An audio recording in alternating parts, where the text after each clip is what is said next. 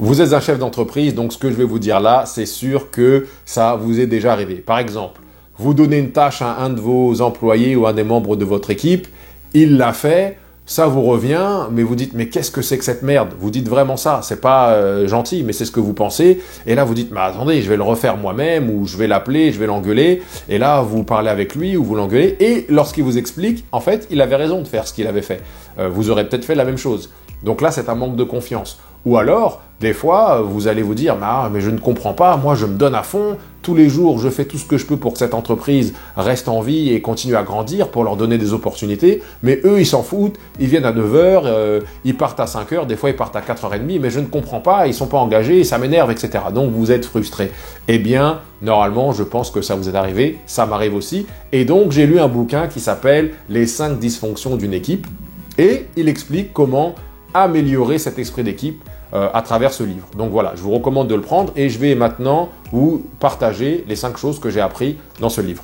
Donc, la première chose que j'ai apprise, je vais vous la dire, mais avant ça, assurez-vous de vous abonner, à notre chaîne. Voilà, ça va nous supporter, numéro 1. Numéro 2, vous allez avoir de l'information sur le marketing numérique, la vente, l'entrepreneuriat, peu importe. Tout ce que j'apprends, je le partage avec vous.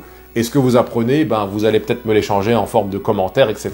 Donc, c'est génial. Alors, la première chose que j'ai apprise, voilà, c'est que il est préférable de raconter une histoire plutôt que de donner les choses et de les expliquer techniquement. Voilà. Le format du livre est génial. C'est raconté sous forme d'histoire. C'est une histoire géniale. C'est l'histoire d'une dame qui a été recrutée comme CEO dans une entreprise qui avait un petit peu du mal et elle est arrivée et donc on a toute l'histoire de comment elle a géré tout ça. Voilà, donc au lieu de nous dire point 1 fait ça, point 2 fait ça, point 3 fait ça, c'est raconté presque sous forme d'un roman.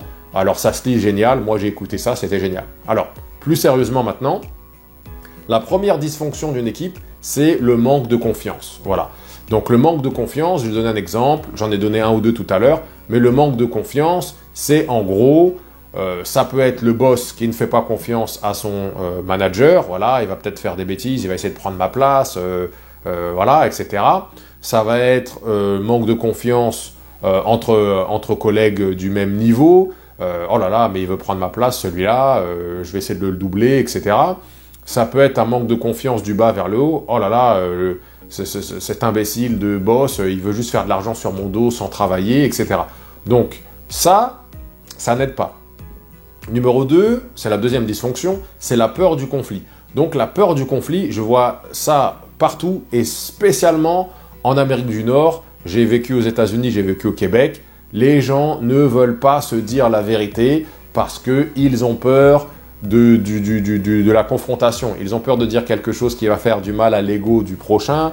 Ils ont peur d'être mal vus. Ils ont peur de se faire envoyer. Donc cette peur, des fois compréhensible, eh bien cette peur les empêche de dire la vérité et cette vérité est vraiment importante. C'est grâce à cette vérité, grâce à ce commentaire, à ce feedback qu'on va pouvoir avancer. Par exemple, je regarde une émission en ce moment qui est Chef Ramsay ou les cuisines de l'enfer ou je ne sais pas quoi.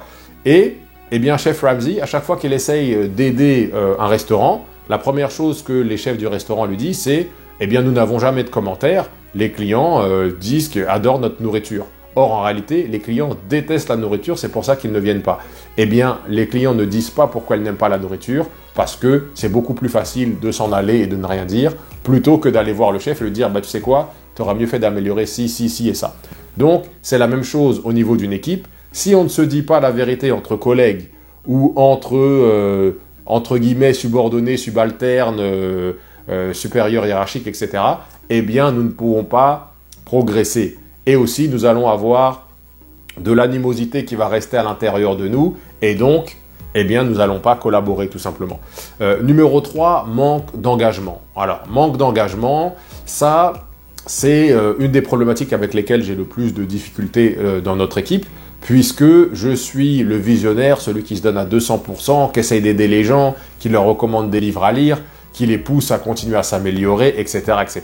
Donc, je fais ça avec cœur. Et de l'autre côté, à la personne qui travaille juste pour sa tâche, qui veut pas en faire trop, qui veut partir à l'heure, etc. Donc ça, dans une équipe, s'il y a un seul membre de l'équipe qui a un manque d'engagement, c'est toute l'équipe qui est à terre, surtout dans les petites équipes. Donc, première chose, à mon avis, s'assurer d'engager des gens qui sont passionnés dans ce qu'ils font ou qui sont vraiment intéressés ou qui comprennent l'objectif de l'équipe et que leurs objectifs individuels vont dans le même sens que les objectifs de l'équipe et que donc ils vont être engagés puisqu'ils ont quelque chose à y gagner. Voilà. Numéro 4, manque de responsabilisation. Voilà. Donc, nous avons des gens, ou alors il y a des équipes, où il y a des gens qui ne sont pas responsabilisés. Ça veut dire que ce qui arrive à l'entreprise, peu importe à moi, je m'en fous. Si je fais quelque chose qui fait du mal à l'entreprise ou qui fait du mal à un client, je m'en fous complètement. En cuisine, ça donne quelqu'un qui va tout congeler au lieu d'acheter de la nourriture fraîche. Il s'en fout. Le client ne va peut-être pas le voir ou ce n'est pas son restaurant. Si le restaurant part en fumée, ce n'est pas très grave.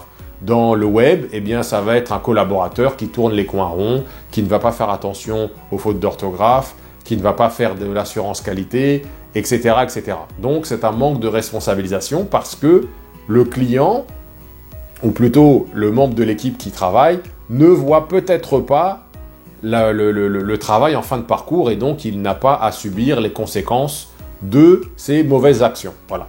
Numéro 5, indifférence au résultat. Donc, nous avons des gens qui se moquent complètement du résultat final. Voilà, il s'en fout, peu lui importe. Ça ressemble un petit peu à la responsabilisation, mais c'est un petit peu différent.